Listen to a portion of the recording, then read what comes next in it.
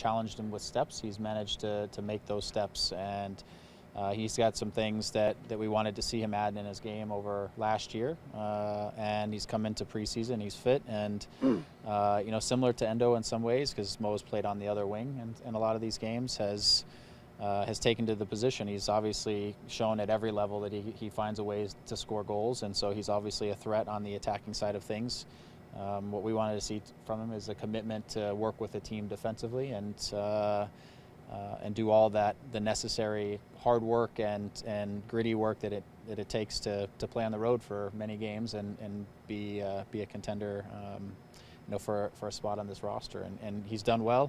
He's done what we expected. He's created goal scoring chances. He's scored goals over the course of the break or the course of the stage. And I think he's really taken to his responsibilities defensively. So hopefully he just keeps on the way he's going. You mentioned the California end of preseason. You're going to Florida next. What are your goals for the Florida part of the trip?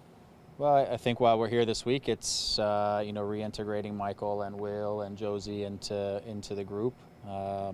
With that said, we'll start to narrow the group down and really focus on on the group as that will be our main guys, if you will, our first group of guys and our starting group over the course of Orlando, and hone in some of the tactics as we get closer to to opening day, and we want to be a nice solid defensive team and make sure that we understand what all of our roles are defensively, and we'll start to add in a lot of our attacking things, but we know we have good pieces in attack, and we'll develop those pieces as we go along, but we want to be a good solid defensive group.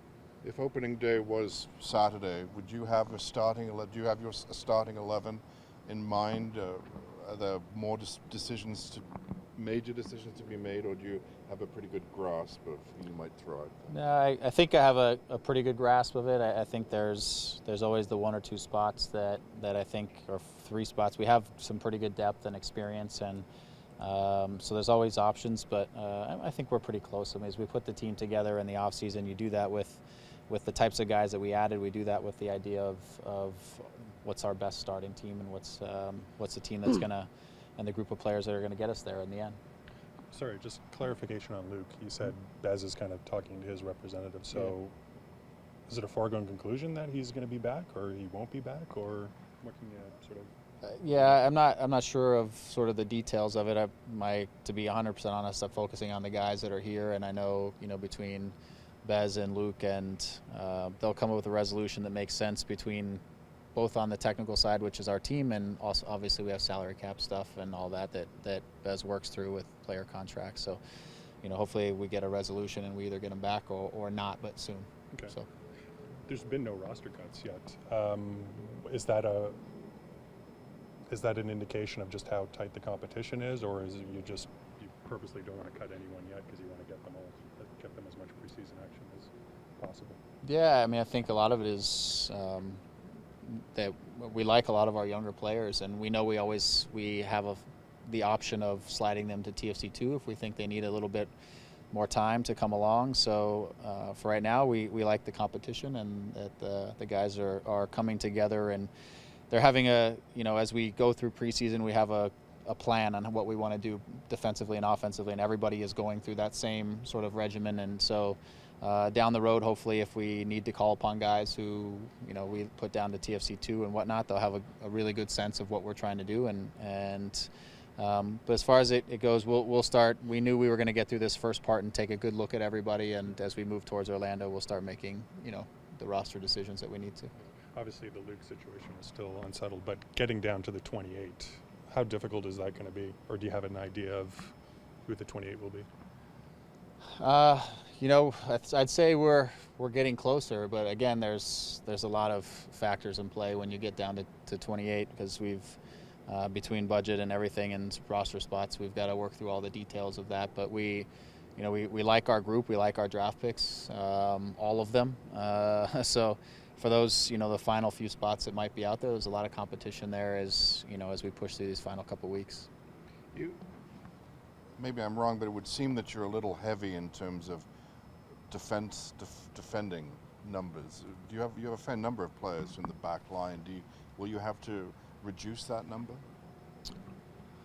It's possible. I mean, we'll see again how things play out. We could be heavy on the defensive side at the start and see how things kind of go, but we actually feel like we've got a pretty good balance, and I think we're a little bit, we have some numbers that are maybe heavy in a couple areas here or there, but we like the group, and we're not going to move anybody that we don't want to move, and we're not going to release anybody we don't want to release. We're going to find solutions to try to keep the guys that we want around and keep moving the team forward. So, but we know we have a lot of competition in certain areas of the field, that's for sure.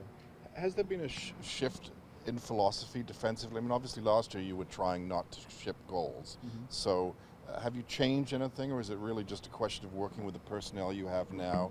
Is it the same kind of things you're trying to implement, or is there any kind of different defensive philosophy?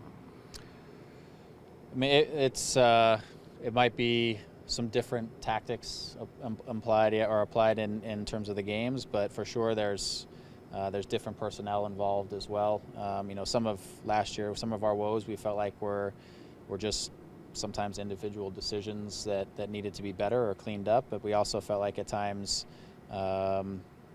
tactically we weren't maybe reading the plays the right way and making the right decisions as a group. And so in some ways it could be simplifying things, making sure that we cover more of the field better, making sure that, that with the new additions to our team that we are playing in a way that makes sense for the group of players that we have. And again, highlighting both the attacking and defending abilities of our group, and with also the idea that we start on the road again for 8 games, and in those 8 games we don't necessarily have to go out and be the aggressors in every game. We need to figure out we need to come away with results, however those happen, and we want to make sure that we don't shoot ourselves in the foot by giving away goals, and we allow our attacking players to the opportunities to win us games without having to bring us back into games.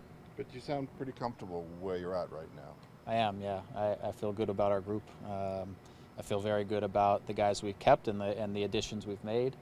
And with experience in the league, and I think you get consistency. And I think that's one of the things that we need from last year to this year. think we need just more consistency in our group and more sort of know-how, and when we apply the tactics to the group, the guys that can really take it on and make the right decisions with it. But I enjoy our group. I think trainings are great every day, and I think they're pushing each other and competing every day because they respect each other, and they know this is going to be a challenge. Everybody's going to be competing for spots.